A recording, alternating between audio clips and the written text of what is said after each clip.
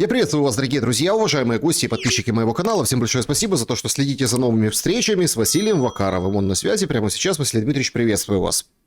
Здравствуйте всем, добрый день, Саш.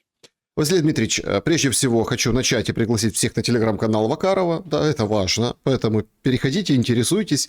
Ну и сегодня много будем говорить о переговорах, о перемириях, энергетических, неэнергетических. Вроде как все закончилось и началось по новой, по крайней мере, разные паблики об этом сообщают. Мониторы видят, что передислокация бомбардировщиков, судя по всему, что-то намечается. Но начать вот все-таки сегодняшний разговор я хочу с такого больше философского вопроса. Там 3,5 миллиона файлов Эпштейна. Ну, это, конечно, прелесть, как обыгрывается это все в западной прессе. Даже Daily Mail написала, что это медовая ловушка, и Эпштейн чуть ли не агент КГБ. Но это понятно, все даже с юмором к этому отнеслись. На самом-то деле, тут очень важный вопрос. Смотрите, ничего как бы от человека современный мир вообще не требует. Ну вот какая реакция на эти файлы? Ну, кто-то поуходил в отставку. В Британии, там, словацкий советник. Ну и все, я ухожу в отставку, чтобы там не порочить, не скандалить. Погодите, речь идет о крамольных вещах. О том, что жертвоприношение, использование, там, рабство, кошмар. Все просто тиражируют и вот открывают поисковик, вводят какую-то фамилию и пишут: о, Путина там 3000 раз упоминали, Жириновского 100, Зеленского там еще сколько-то, еще там кого-то упоминали.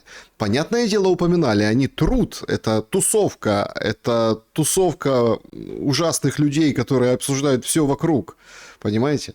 Но кажется, что опять никому ничего не будет. И становится на повестке дня вот такой важный момент, да. Сейчас в Украине война, очень тяжелое время. Ну, вышла эта Мендель, да, сказала, что вода с покойников у прошлого руководителя Украины, Ермака, да, до отставки, главы офиса президента. Ну, браслетики какие-то на покойнике висели, ну и что? И все как бы забывают эту информацию на третий день, и всех все устраивает. Какое-то страшное время мы живем, понимаете? Никто ничему уже не удивляется. Как вы относитесь к этой связке очень уж, казалось бы, не прямо политических для аналитика почвы, такой поляны, где можно развернуться, а именно вот таких боковиков, боковых каких-то трендов, но на самом деле просто делающих картину очень и очень трагической с точки зрения вообще понимания, куда мы идем, как общество, как люди. Саш, ну вы спрашиваете как бы с точки зрения философской, ну поскольку я слушаю, в том числе и наших философов, дальше читаю других, я бы так сказал, что сейчас, ну вот те философы, которых я слушаю и которые от имени всего мира, или, знаете, от города и мира выступают глашатаями, я бы их скорее назвал философами-фантастами, потому что мало кто говорит о текущих событиях, вот, знаете, вот сейчас. Говорят либо о каких-то там сотни лет тому назад происходящих, или о каком-то будущем. А вот связать эти вещи очень тяжело.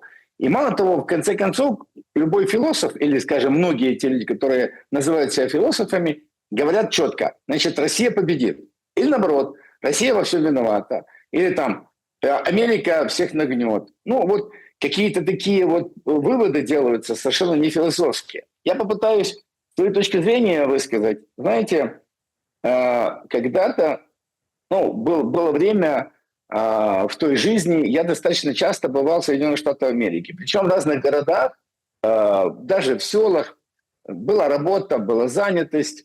А в свободное время мне было любопытно. Я встречался с разными людьми. И однажды я попал к приятелю в Флорида или Флорида, Майами, то самое. Значит, я жил у него на квартире, потому что денег-то особо не было, ну, знаете. И мы каждое утро с ним делали пробежку. Он говорит: давай пробежимся или просто пройдемся. По району район называется West Palm Beach. Это такой район во Флориде, который построили деды тех, кто сейчас считается очень богатыми. God has money. Как он мне назвал эту фразу, я говорю, а что это такое? Он говорит, ну пойдем утром. И вот мы ходим, бегаем, пьем фрешек. И он мне показывает этот такой район, огромный район, где заборы, Саша, я для наших зрителей объясню, заборчики, вот как под Киевом, под Москвой, неважно. Знаете, у нас есть вот эти богатые люди, которые строят 5-6-метровые заборы, ограждают себя, там, у них гектары земли, и охрана, куча всего, вот они обозначают свой уровень жизни, они здесь живут, они очень богатые, но они таким образом отрезают себя от остального мира. Вот в Вест-Палм-Биче это такие же заборы, только они из кустов, они натуральные. Да? Там нету асфальта, там есть вот этот вот такой, скажем, материал строительный, когда, его по-разному называют, но когда дождь идет или что-то, там все протекает, ничего не задерживается. То есть ухоженное, то есть строение это им там по 80, по 100 лет, может каким-то еще больше. Они ухоженные, там живут люди, там живут внуки тех миллионеров, которые, американцы, которые заработали миллионы долларов еще там в 1880 каком-то году, в 1900 каком-то году. И вот приятель мне, когда все это показывал, мы долго говорили с ним, он сказал мне такую вещь. Ну, он американец, и они, как правило, по-простому обозначают, что сейчас происходит, кто тут живет, и какое у них к ним отношение. Он говорит, понимаешь, Вась, ну там по-другому он меня назвал, но я Василий, он говорит, понимаешь, здесь живут настолько богатые люди, что ты, я или кто-то другой, чем бы мы ни занимались, какие бы миллиарды ни зарабатывали, даже мы можем купить здесь имение, но они нас не признают за равных. Они все равно выше.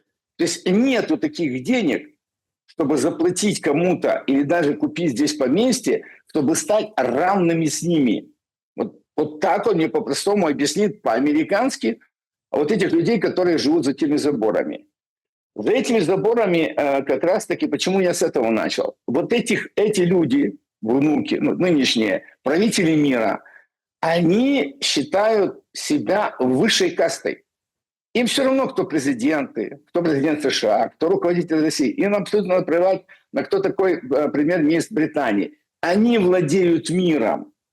И неважно, что бы происходило в мире, они могут чуть-чуть проиграть денег, чуть выиграть, но они все равно останутся на главном уровне. Да? Они все равно выживут, они все равно победят. И вот эти люди, я говорю о них, именно эти люди, как их Эпштейн связал, каким образом он это сделал, кто он вообще такой, загадка. Мы знаем пока что по факту только одно, что он умер в американской тюрьме, то есть его просто-напросто убрали из жизни. И вот этот человек организовал некую территорию отдельную, некий остров, да, куда завозил вот этих отпрысков, знаете, руководителей мира сего, реальных руководителей. Он их туда завозил для разных мероприятий, для утех, для там поедания чего-то. Мы об этом знаем косвенно. Да? Кто это все снимал, как это все было. Мы мало знаем. Но факт тот, что туда, я прошу прощения, туда не приглашали Александра Шелеста. Ну, может, приглашали, я не знаю. Туда не приглашали меня знаете, точно. После сообщения в тернопольской прессе, что ни одного тернополянина не было в списках Эпштейна. Это было потрясающе. Это было потрясающе. Это была такая шутка шуток, что вот из Тернопольской области наших тернопольчан там не было. Так вот, шутка шуткой, Саша, но это люди, которые... Вот я охарактеризовал этих людей, да? И вот они, значит, настолько навязывая правила, как же нам говорили, да, мир, да, основанный на правилах. Вот это они придумали, что все остальные люди на планете Земля должны жить по миру, да, основанных на правилах. На каких правилах, на чьих правилах? Вот у меня первое образование юрист, я все время пытался тогда понять. Дайте мне почитать. Я могу понять, что это за правило. Вот это правило, по которым... То есть эти люди жили как боги, как даже выше уровня бога, а всем остальным навязывали свои правила. Вот так я к этому отношусь в точки зрения философии, что вот эти человеки, не человеки, эти боги, да, даже не люди-боги, а просто боги-боги, значит, они занимались какими-то вещами, о которых мы сейчас, нам просто такой, знаете, тонны, миллионы тонн информации кинули в голову, кинули в мозги, говорите, вот, знаете, пожалуйста, кушайте. Что с этого съедобного есть? Для меня ничего. Как я к этому отношусь? Нам пытаются сказать, что, смотрите, то, что у вас сейчас есть, то, что у вас происходит в Киеве, Тумах, Чернигове, Черкасах, да, в Днепропетровске, в Одессе, это все ерунда. Это, ну, слушайте, у кого-то там воды нету, у кого-то тепла нету, электроэнергии нету. Вам тут на голову ракеты падают. Ровно так же, как, скажем, там в Брянске, в Белгороде, да, тоже падают беспилотники разные. Это все такое. Это все ерунда. Главное, вот смотрите, вот давайте туда идите, вот это смотрите. Недавно мы с вами обсуждали унитаз Миндича и Миндич-гейт. Нам никакого судебного решения нету. Мы не знаем, Миндич виноват или нет. Вообще Миндич кто такой? Какое он отношение имеет к украинской власти? Не. Все. Вот как только подходит вопрос к власти, к реальной жизни, к реальным решениям, все это уходит, все это уплывает. Ну и, наконец, на этом фоне, вот этих информаций, этих папок Эпштейна, мы на Украине сталкиваемся с другим явлением. Хотя вы задали вопрос, мне кажется, что это явление одного порядка. Почему? Потому что я не говорю о том, Саша, что там я верю, не верю. Вот этот Ермак, он ходил сатанист, он не сатанист. Дело не в том, как я верю или не верю. Дело в том, что то, что написала пресс-секретарь, она была должностным лицом, она была при власти, она это все видела или не видела, но она это написала. Вот к этому я отношусь серьезно. Значит, у власти на Украине, или те люди, которые находятся при власти, они используют вот эту вещь, они используют темные силы в своей работе, они используют разные культовые, оккультные вещи, которые, как они считают, помогают им управлять людьми, быть во власти. Вот это серьезно, вот это важно. И я подчеркиваю, что, значит, по своему опыту, я принимал участие в некоторых избирательных кампаниях на Украине, в Табах. Я был там, я понимал, как власть устроена, когда уже я стал чиновником. И я видел, что во время избирательной кампании, сидят штабисты, ребята, и говорят, как помочь, что еще сделать, какую-то технологию, да, чтобы, помочь нашему этому кандидату победить.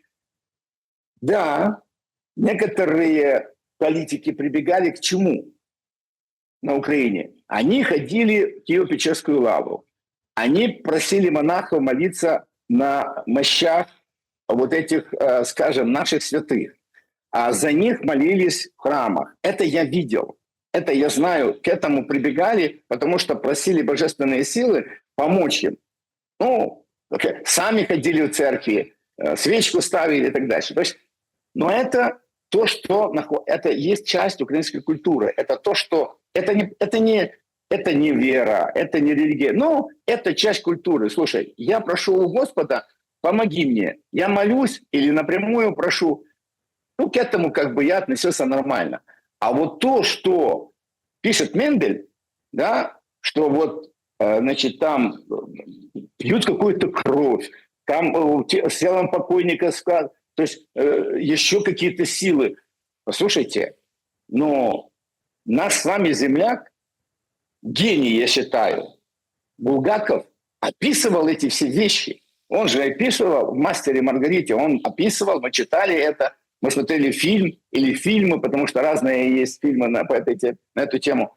Так это же о чем? У нас это все было.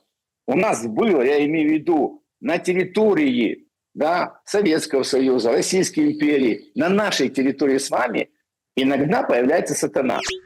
Верим мы в это, не верим? это, знаете, дело каждого. Но то, что сейчас идет борьба, в том числе между этими силами, светлыми и темными, ну, это, знаете, очевидно.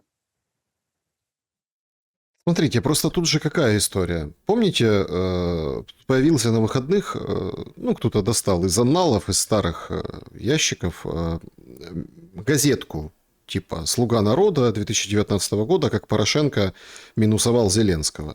И там было, что, в общем, все украинцы и украинки будут воевать, мы ударим по тотальным призывам, по Путину, всех победим, в НАТО хотят все. И вот это все тиражировалось каким-то не очень большим, но каким-то определенным тиражом выдавалось в качестве, ну, такой чернухи. То есть абсолютно противоположные тезисы на момент 2019 года. Но все почему достали и ахнули? Это сбывается. То есть мобилизация, строй, режим. Просто понимаете, по поводу Ермака, чтобы закончить эту тему. Тут же как? Ты избранный, ты самый лучший, ты прибегаешь к определенным... Ну, это тоже какая-то элитарность, понимаете? Вот вы так задаете вопрос, что там Эпштейн, разведчик, не разведчик. Смотрите, это ведь признак элитарности. Ты входишь туда, значит, у тебя все будет хорошо. Ты там светишься, ты там бывал, не бывал. Маск бывал, вроде как не бывал, но с ним общался Эпштейн. Трамп говорит, про него там пошутили на Грэмми, понимаете? Он говорит, нет, меня там не было.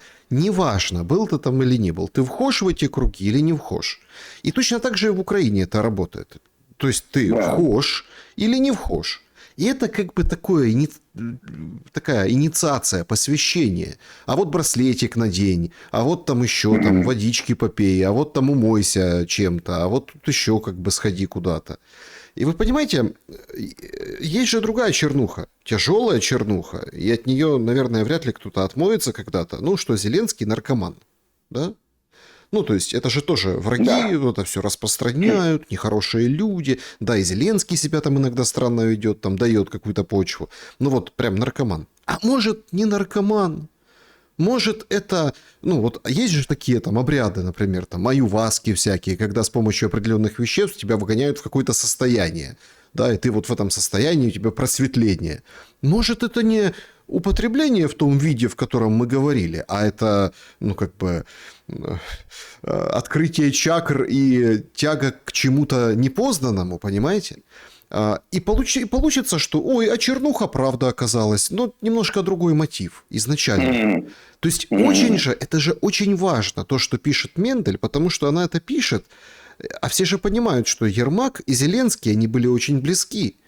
Это же не означает, что он там как бы пил воду или там пользовался водой с покойника, или там какими-то браслетиками баловался, или всякими там, как там называют, трахти-бедохи, да, без Зеленского. Если он с ним ночует в одном бункере, и прям там смотрят они фильмы, и такой прям душеприказчик.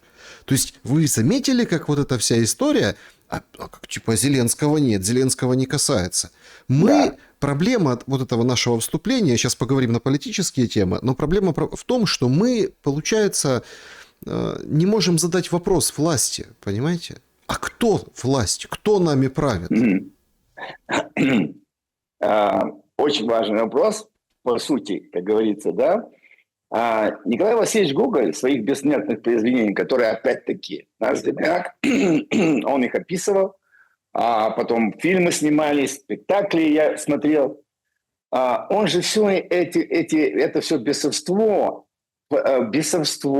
часть культуры, мифология, часть жизни, да, того общества, он это все классно описал. Да, потусторонние силы, превращение человека в беса, наоборот. То есть я не буду пересказывать, я просто говорю, что, ну, зачем изобретать? Лучше почитать классика, перевести это все на современный мир, и каждый человек может самоопределиться, да, что происходит, как происходит, и ему не надо ничего рассказывать. Другое дело, что сейчас время такое, и молодежь особенно воспитана в смысле вот этого вот временного ограничения. ТикТок, да, вот что-то так по-быстрому, кто-то сказал, кто-то шепнул, и эти технологии работают. Ну, нету времени разбираться во всех этих вещах. Что касается обряда инициации и, собственно говоря, всех этих вещей и Зеленского. Вот тут очень важно, вы обратили внимание, что Ну, Ермак может там быть. Ну, Миндич может быть с золотым унитазом. Ну, еще кто-то может быть. Но вот Зеленский? Нет. Ну, что вы. Он не знал, он не ведал. Он вообще такой, знаете, ну, бубочка такой, ну, чуть ли не ангел. Он все время работает, он ездит, он борется, он сражается. Ему создали такой имидж, такой, знаете, что вот он, его повесили на флаг, причем в этот денег брошено немало. И я подозреваю, Саша, что денег брошено этими же людьми. Те, которые занимались, те, которые были на островах, те, которые связаны, те, которые повязаны. Вот они, потому что там же, значит, этот пишет там Ротшильду, что вот смотри, ко мне обратился там Зеленский. Эпштейн пишет бывшему министру финансов Соединенных Штатов Америки, что вот вопрос, значит, Зеленский хочет. Фигурирует Зеленский везде, но его все равно пытаются отмазать от этих дел. Ну, он не святой, но вот такой, знаете, бубочка. А на самом-то деле по поводу Снежка. Давние времена, там, 12-й год или 10-й, идет концерт этого 95-го портала, ну, вышли потом в буфет, там кто-то поздоровался, кто насколько близок. Нету Володи. И человек из его команды, ну, поскольку он так, знаете, чуть-чуть выпил, он говорит, он говорит, не подойдет к нам, потому что, ну, он снежок употребляет, а мы тут, типа, бухаем. Это было так сказано, так просто. Знаете, как человек, когда говорит правду, он говорит спокойно. Мне не нужно подтверждение. Я не хочу там говорить о том, что Зеленский постоянно сидит на кокаине, или даже те люди, которые к нему приезжали с Европы в свое время, в прошлом месяце, да, в прошлом году, четверка вот это в купе. С салфетками, да. С салфетками, там, Макрон, ну, помните, это кто-то спрятал, кто-то вот это. Ну, послушайте, как у меня есть знакомый, который, ну, он сидит давно на коксе, и он мне постоянно, ну, периодически говорит, слушай, да это нормально, это вот абсолютно, тут никакой вовлеченности, тут нет никакой привычки, вот посмотри, вот тот нюхает, вот цены. То есть люди, которые потребляют это, считают, что это нормально, и они пытаются кто-то навязать, кто-то не навязать. Вот. И я как-то спросил у этого приятеля, говорю, ну хорошо, вот ты мне все рассказываешь, ты все знаешь. А вот Зеленский, он мне рассказал детали.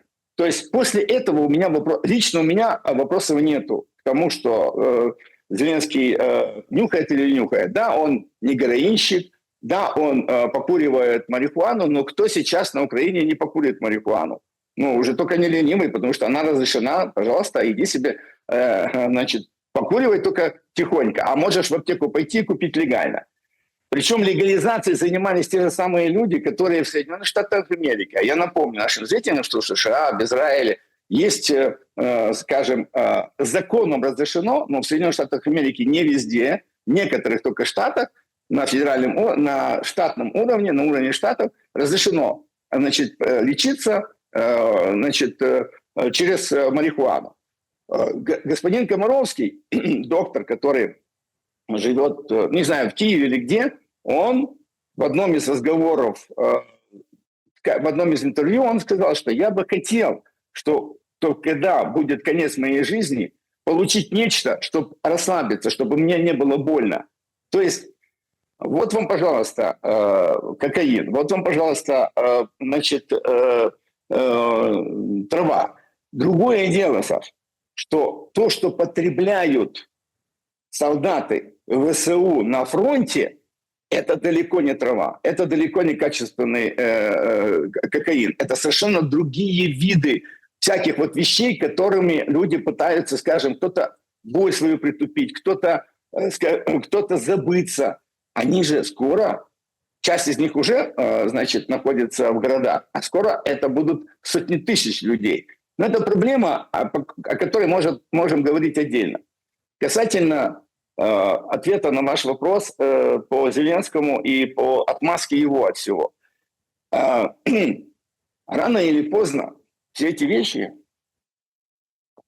я имею в виду об устроенности внутренней государственной власти на Украине, мы будем знать более четко, факты будут доказаны. Касательно на сегодняшний день, вот это вот Зеленского взяли вот эти люди к себе, приподняли на свой уровень, дали ему задачу, и пока он справляется с этой задачей, то есть он исполняет эту роль, его не тронут. Да, безусловно.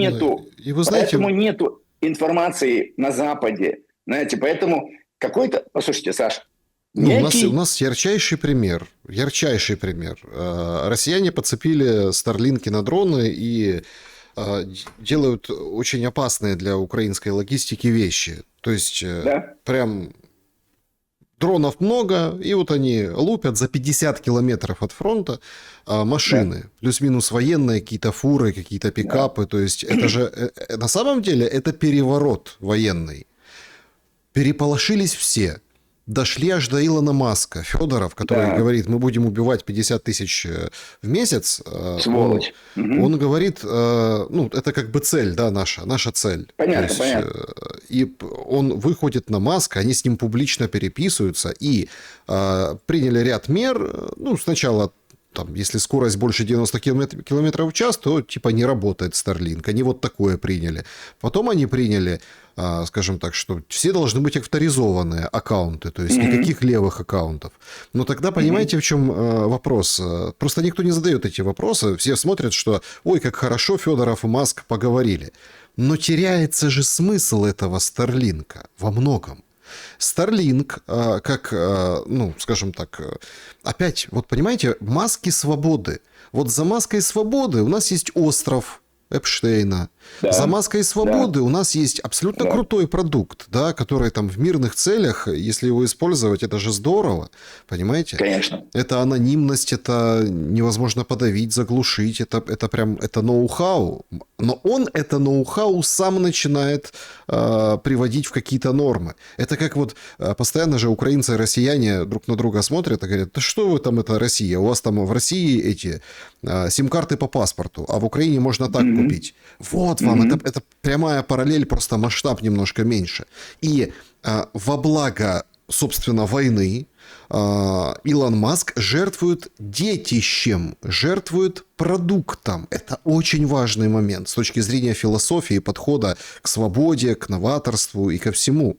Соответственно, мы делаем вывод, что вы правы, что эти круги, да, вот эти общества, вот эта элитарная прослойка действительно заинтересована в том, чтобы все продолжалось, ничего не останавливалось, и они готовы даже жертвовать своей разработкой.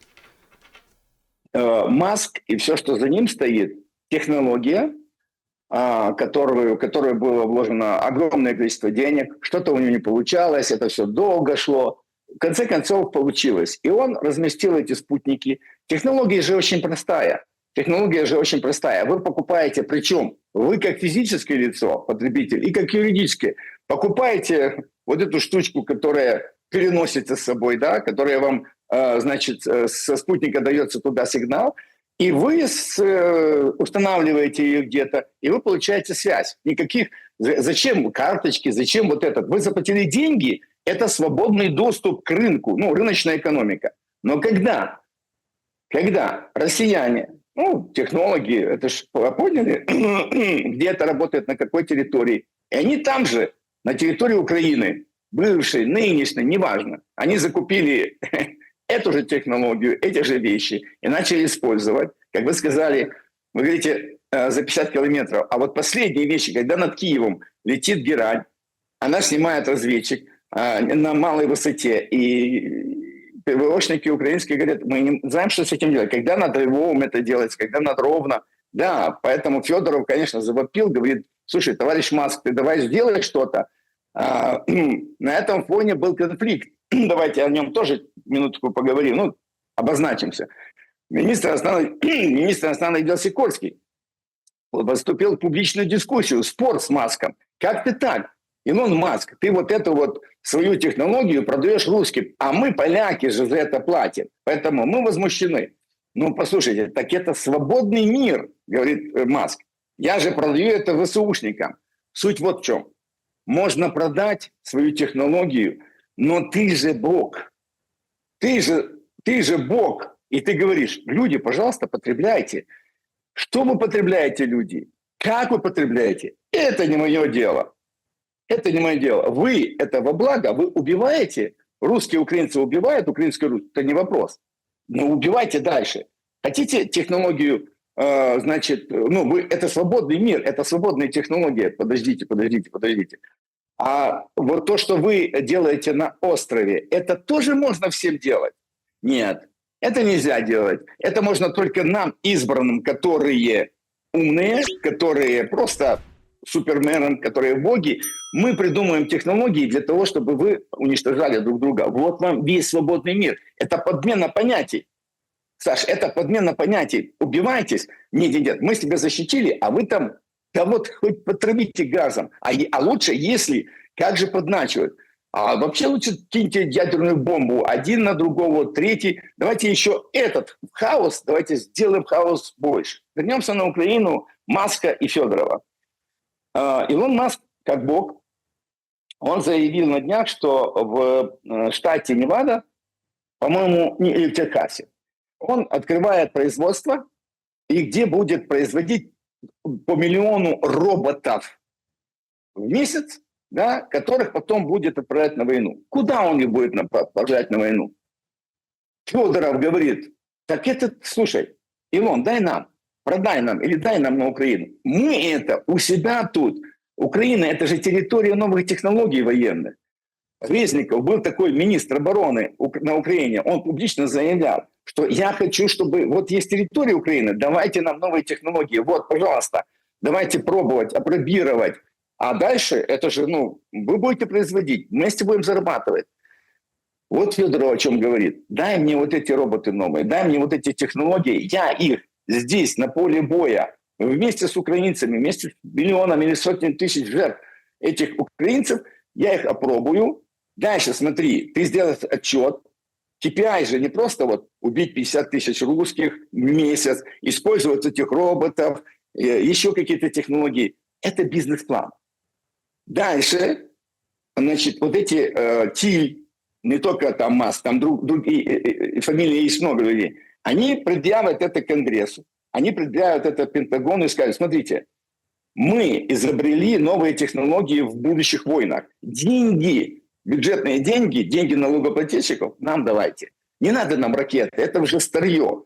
Мы говорим о том, Саш, когда мы говорим о Маске, о Тиле, об этих всех людях, они создают новые технологии для убийства людей, для массового убийства людей. Вот и все.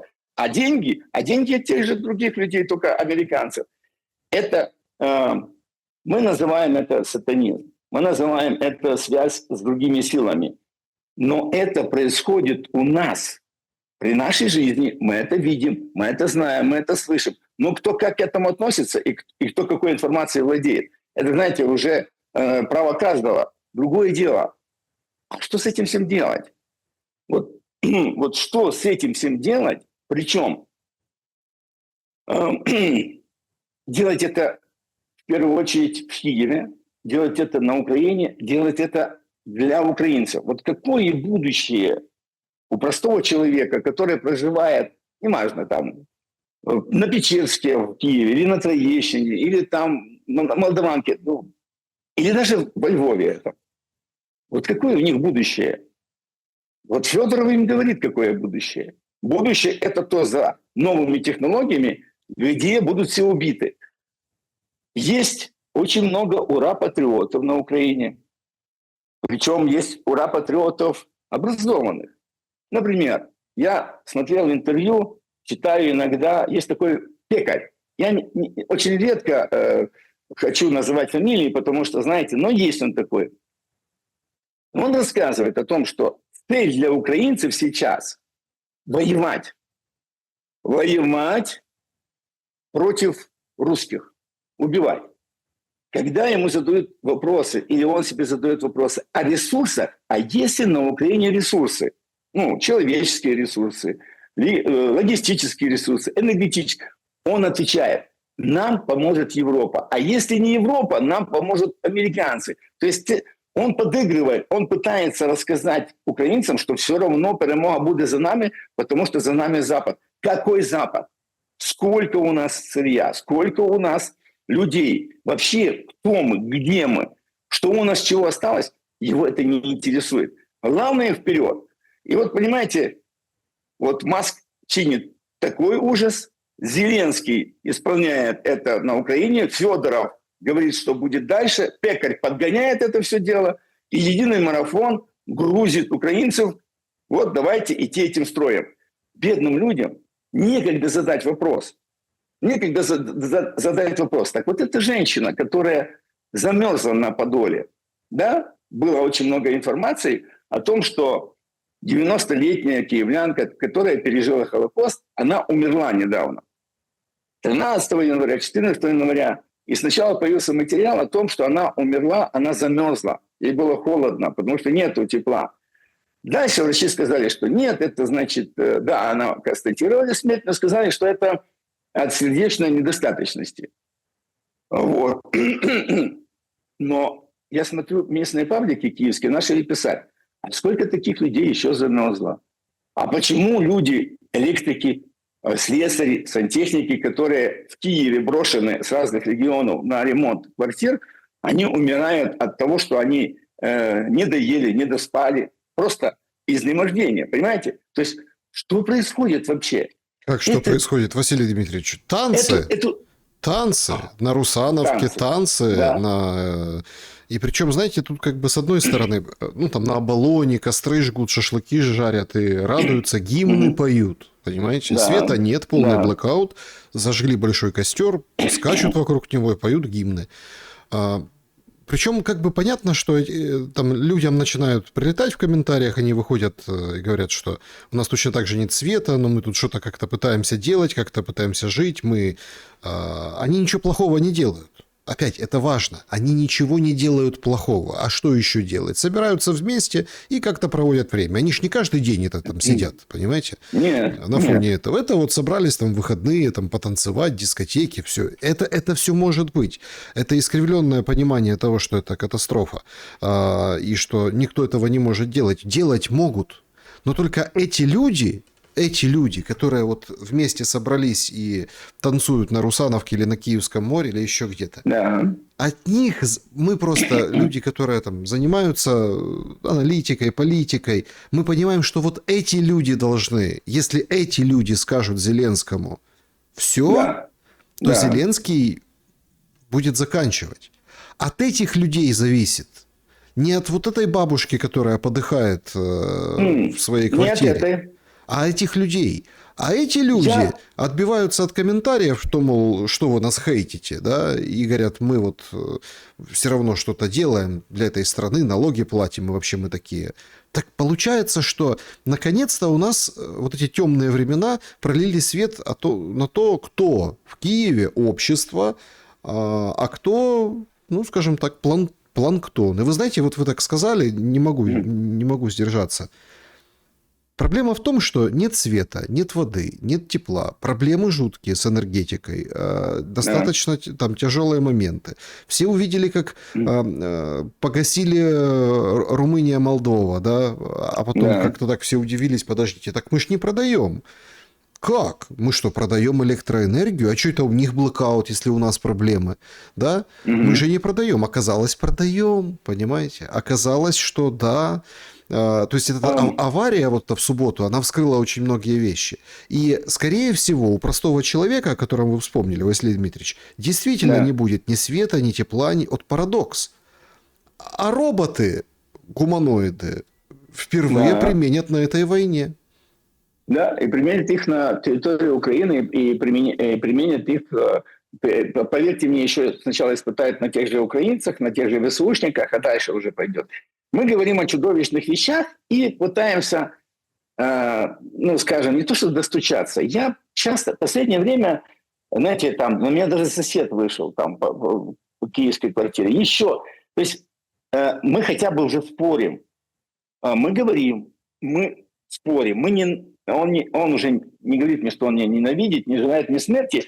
Но вот пока еще у нас нет нормального разговора. Он мне рассказывает, как он за водой ходит, как все тяжело, но выживает. Но выйти и сказать «зелю геть», ну как на Украине, знаете, народное вот это вот «залюгать». А я, говорит, не могу выйти, потому что, ну ладно, я один выйду. А если я выйду, значит, если я с соседом поговорю, пошепчусь, сосед меня сдаст СБУ, и меня посадят. То есть это еще пока перетирается, это еще пока нету такого, ну, я не слышу какого-то даже, знаете, об этом можно не говорить, это надо делать. Когда это нужно делать? Кто-то говорит, что вот сейчас зима закончится, мы как выйдем, ну, условно говоря, вот мы там, слушайте, зима закончится, это 2 месяца еще пройдет. Дальше. А вот этот морок, куда мы завалились, я имею в виду украинское общество, да, и это руины, которые мы уже видим, нам пытаются забить голову еще вот этими всеми информациями мировыми, да, что кто-то виноват, что там виноваты, вот это Эпштейн, он, оказывается, на КГБ работал, а там, значит, еще кто-то на кого-то работал. А вот Зеленский, мы уже обсудили, да, он белый и пушистый. Да не белый и пушистый. Не белый и пушистый Кличко. Не белый и пушистый глава администрации, который говорит, что это надо копать. Не белые и пушистые. В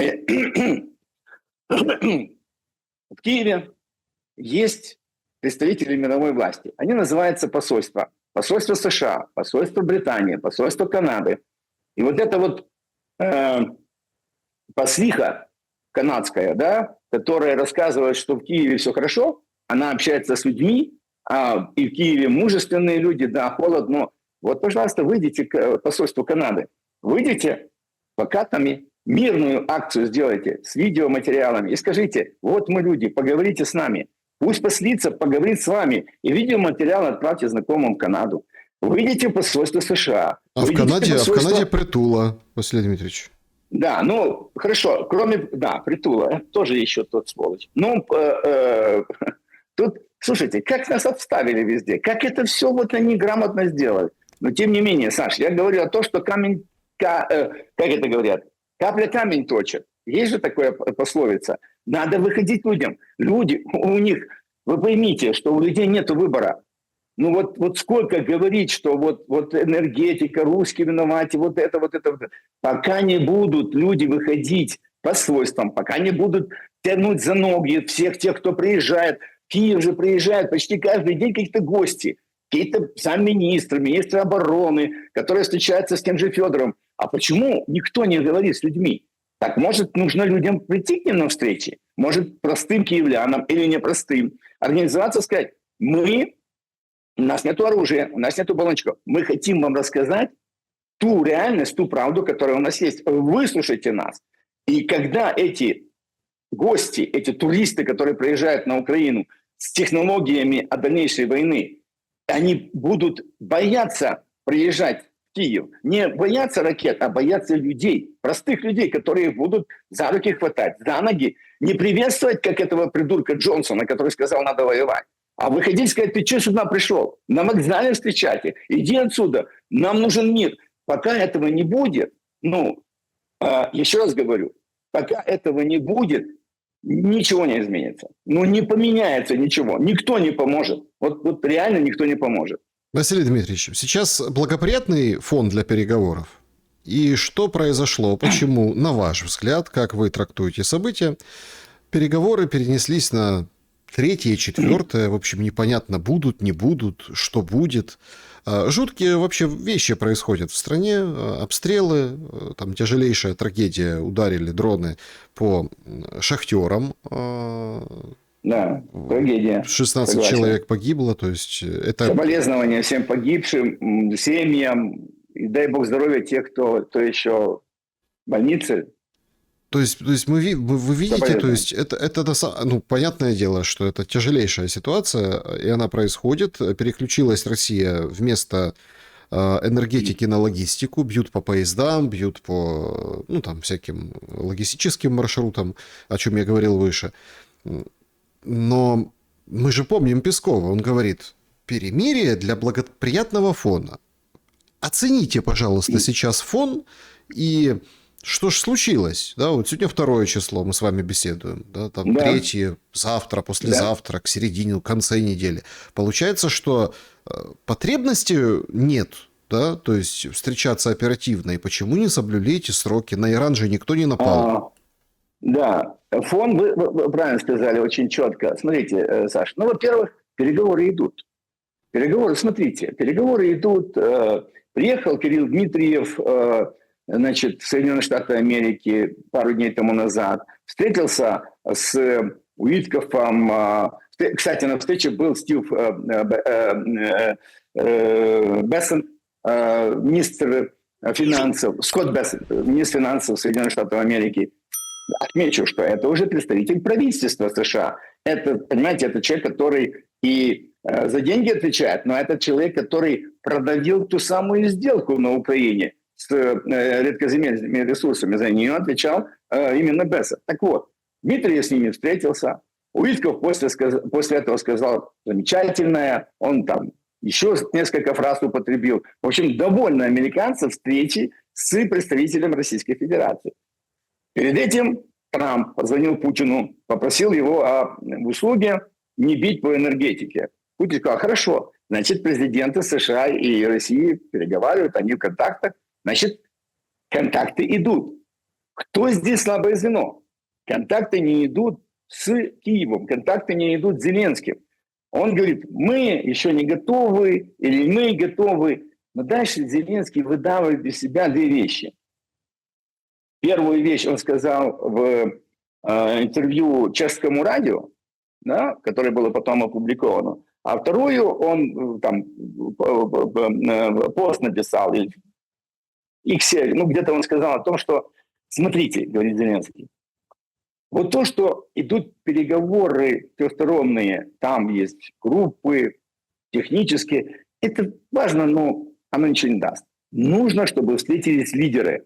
Политики должны принять политическое решение. Так, а кто тебе мешает? Встречайся. Что значит лидеры встретятся? Путин с Трампом встретились в Анкоридже. Они на связи. Встречаются делегации. Зеленский, ты лишнее звено, ты самое слабое звено. Ты хочешь сейчас все равно выпрыгнуть, что Трамп, Путин, он встретится со мной. Так Путин тебе говорит, приезжай в Москву. Нет, ты не хочешь приезжать. И вот в радио, что сказал Зеленский. Он говорит, я вообще-то подумываю над тем, что идти или не идти мне на 2-й срок. Идти мне, ну, я пойду, ну, не знаю, но обстоятельства должны сложиться. Вот проговаривается Зеленский. На фоне переговоров Зеленскому нужно одно. Личная гарантия личной безопасности и уйти дальше, перейти, стать еще раз, значит, президентом Украины. Дальше дожму. Он говорит, что информация такая распространилась в западные СМИ, что вот Зеленский требует, чтобы Российская Федерация сняла вот эту вот эмбарго, или, скажем, там, не знаю, как оно называется. В общем, Россия сказала, что мы с Зеленским втроем встречаться не будем. Дайте другую фигуру. Потому что переговорщики, которые говорят между собой, они обозначаются в делегации, в составах. Да? И есть некое табу, запрет на Зеленского. Он просит снять этот запрет. Можно много чего говорить, но на фоне этого всего вы зацепили Иран. Я еще хочу сказать, Саша, что фон вот какой. Приехал Стармер в Китайскую Народную Республику. 4 суток, впервые за 8 лет, британская делегация официально побывала в Китае. 4 суток переговаривали. До этого представители ЕС были в Индии, согласились, да, о том, что создадут зону свободной торговли, тоже годами проговаривали. Что это значит? Это значит, что Британия ищет себе партнеров. Ситуация поменялась. Ищет себе торговых партнеров. ЕС ищет тоже. А на Украине такое впечатление, знаете, что вот этот морок, он мешает людям даже понять, что если меняется мир, то у вас партнеры. Вы смотрите, если сегодня, сегодня министр иностранных дел Франции в Либерасьоне пишет, дает интервью и говорит, что Зеленский тут накинулся на нас в Давосе, говорит, что Европа значит, не помогает. Я хочу сказать, что Европа на сегодняшний день стопроцентно оказывает финансовую помощь Украине. Европа покупает оружие у Соединенных Штатов Америки, и Европа предоставляет разведывательную информацию. Это, значит, министр иностранных дел Франции отвечает Зеленскому. А дальше он заявляет, и поскольку мы стали игроком, мы хотим вести переговоры с Россией. Мы хотим вести переговоры с Путиным, потому что мы игроки. Одну секундочку. То есть уже МИД Франции говорит Зеленскому, что смотри, меняется все вокруг. Переговоры идут, Европа встречается с Индией, Британией, с Китаем. Мы хотим с Путиным. А где тут Украина? Вот вам фон. Вот понимаете, для Киева остается один фон. Кроме, мы уже войну определили, что это будущее войны от Зеленского, а мирного будущего я не вижу. Я не понимаю, почему, значит, перенесли переговоры. Могу только догадываться. А зачем мы с тобой будем говорить, Зеленский? Мы и так ведем переговоры. Все со всеми, кто хотят, ведут переговоры. Даже с Путиным Европа хочет вести переговоры. А ты кто такой? Мне кажется, что переговоры отменили, потому что требовали продолжения дальше работы в той стороны контактной группы, а Зеленский пытается перевести это на политический уровень «возьмите меня». А его не берут.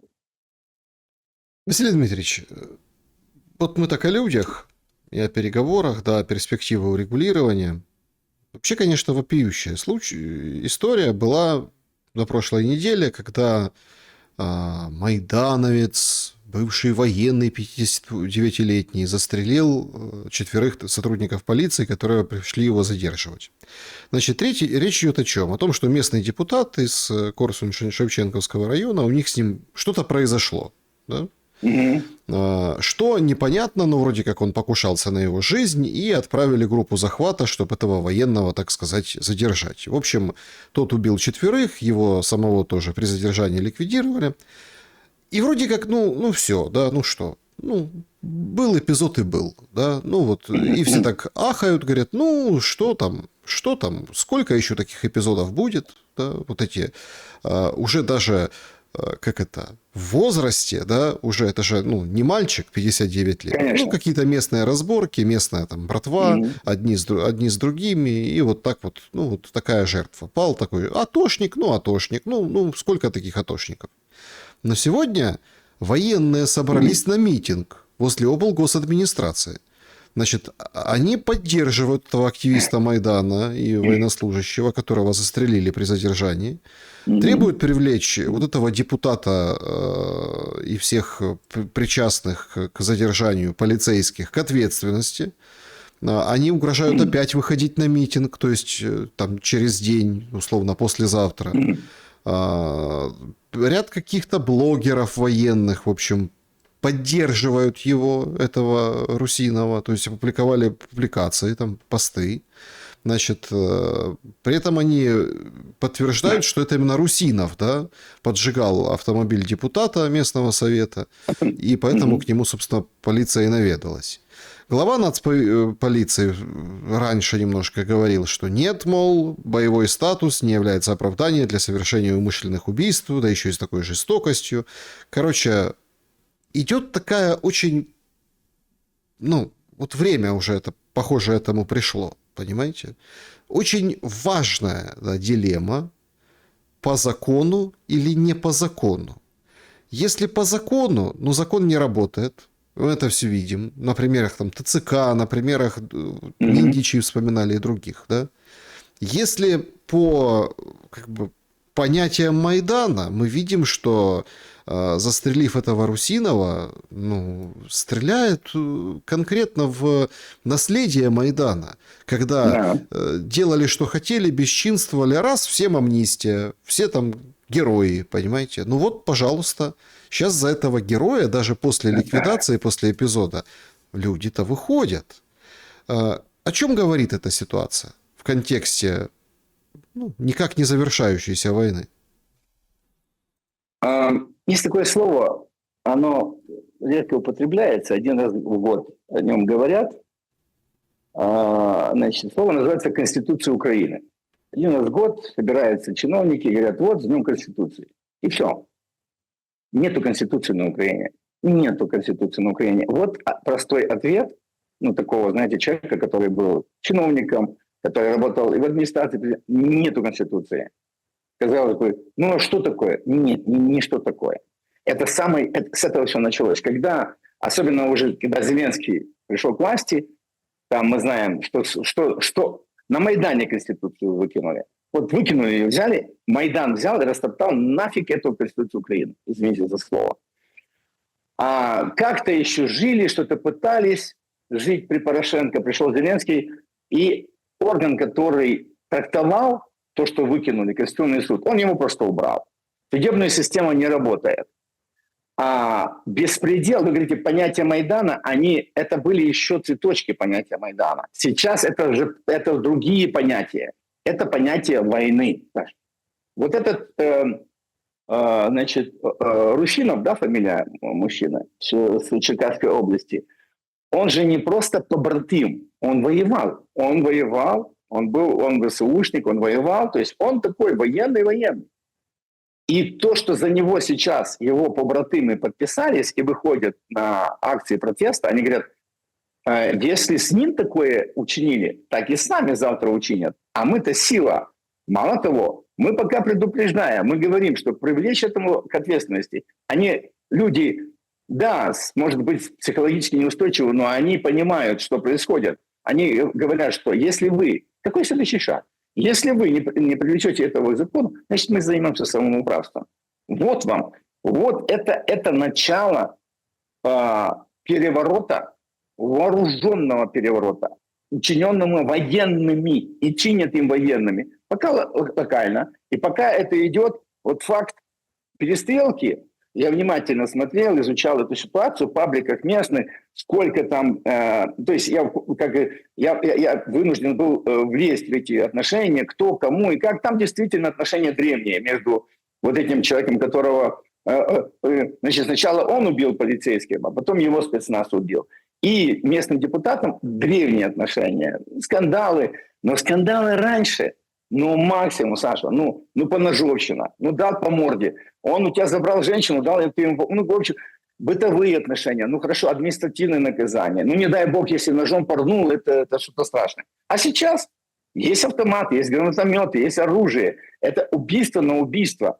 И эти люди, нынешний протест, это предупреждение власти. Не сделайте так, как мы сделаем, мы вас заставим. А как заставить? А у нас есть оружие.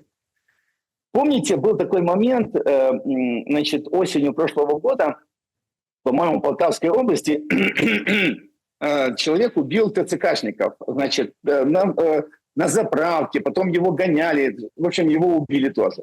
Значит, это такая еще не система, но смотрите, там эпизод, здесь уже люди выходят на протесты, наэлектризованное общество до такой степени, я имею в виду в том же Киеве, в других регионах, да, когда Конституция не работает, законов нет, и работает только одно – сила. У меня есть оружие, я сильный, я могу за себя постоять. У тебя нету, ты слабый, я могу тебя отобрать, все что угодно отжать, и, или убить. Ну и что?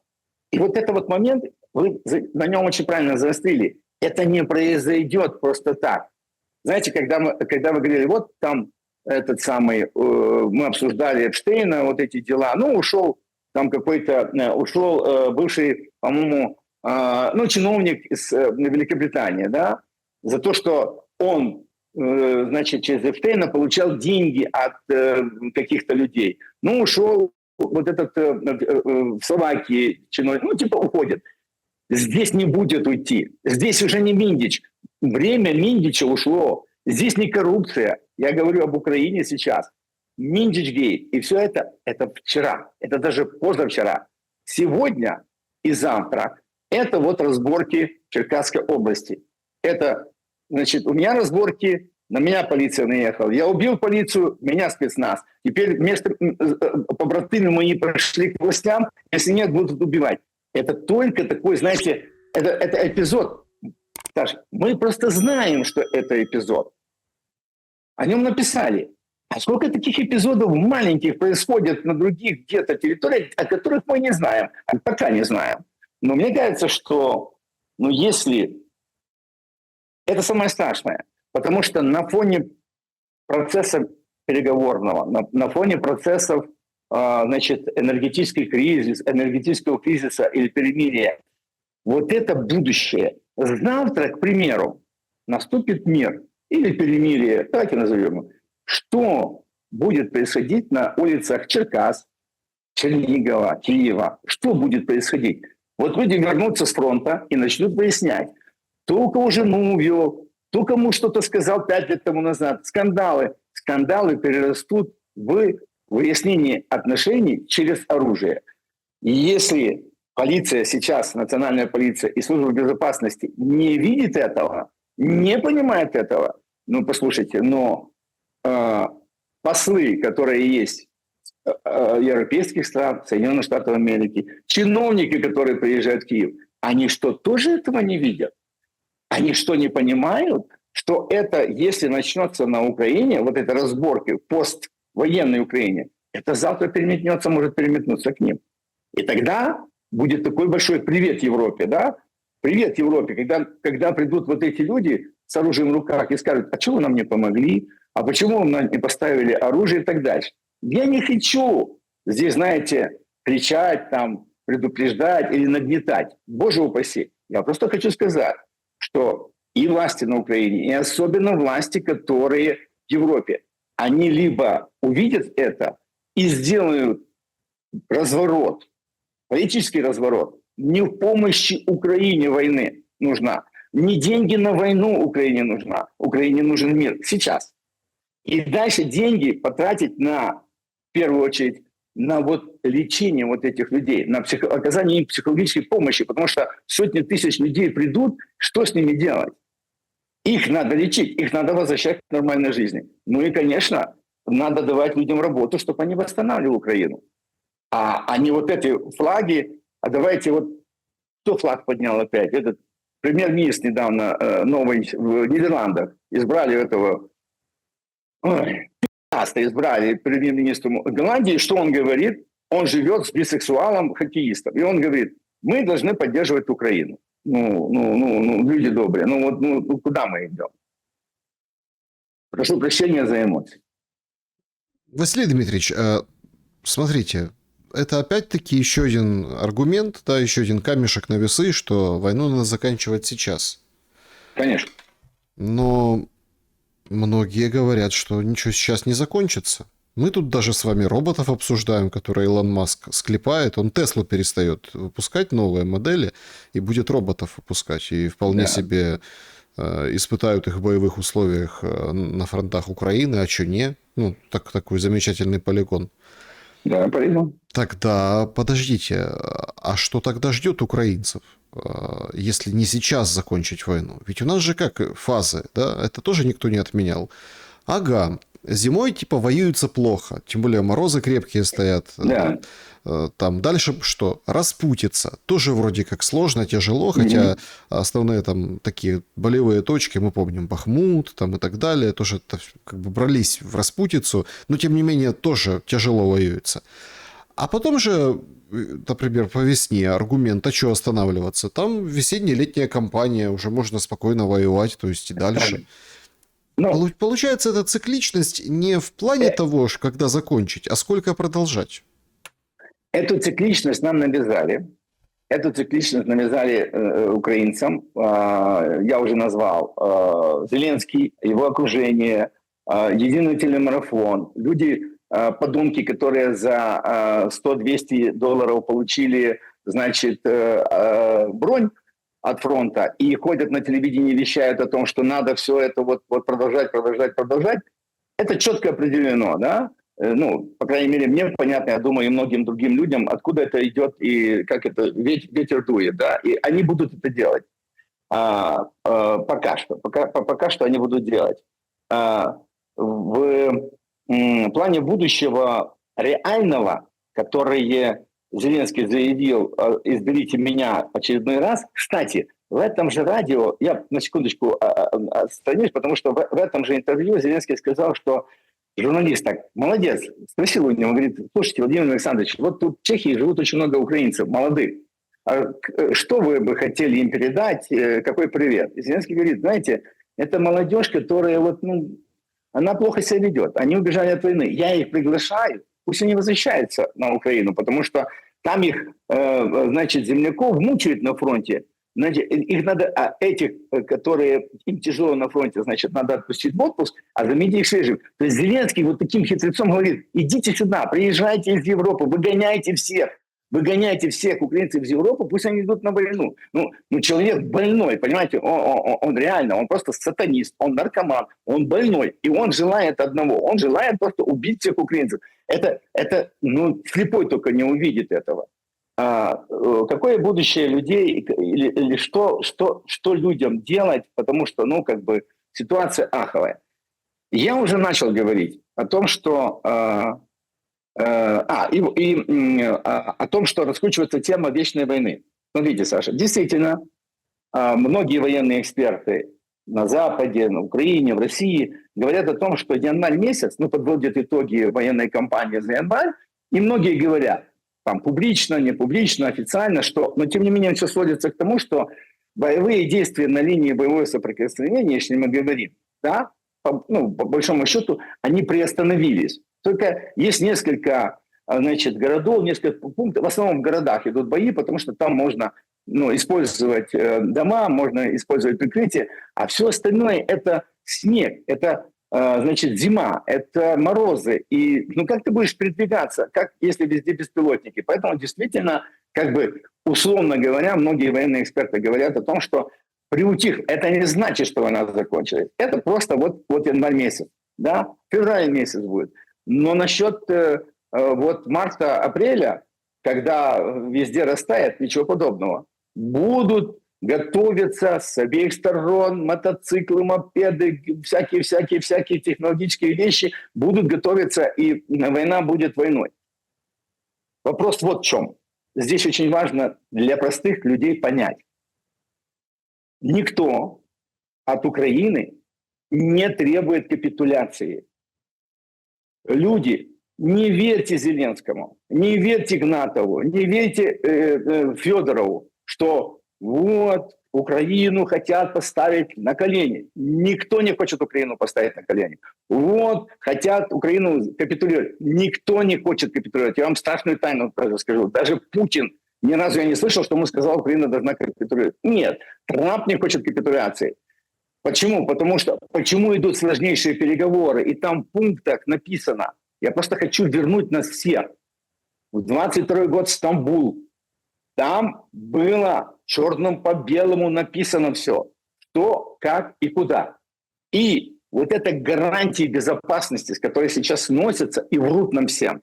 Там текст было написано, сам проект соглашения был, как назван, да? О постоянном нейтралитете и гарантиям безопасности Украины. Так назывался этот документ. Так его называли, так его завизировали. И там было прописано, что Украина сохраняется как государство, что в Украине будет своя армия или свои подразделения военные, да, в таком там состав численный 50 тысяч или 60 тысяч, там все это проговаривалось. Там говорили о гарантиях безопасности реальных для Украины. Для вас, люди, реальные. Что там было написано? Гарантии безопасности для Украины обеспечиваются Великобританией, Францией, Россией, Китаем и Соединенных Штатов Америки. Это 5 постоянно действующих членов безопасности, Совета Безопасности. Вот там все это было выписано. То, что сейчас рассказывают нам, особенно вам, о гарантиях безопасности, 18 пунктов, 20, это все чушь. Это не работает, это не будет работать. Это все называется по одному. Это план дальнейшей войны. Вот это то, что сейчас происходит, то, что Зеленский грузит на всех, это план продолжения войны. Гарантии безопасности. Можно взять эти бумаги, можно взять другие. Смотрите, еще очень важно. Кто сорвал вот эти переговоры и почему они закончились ничем?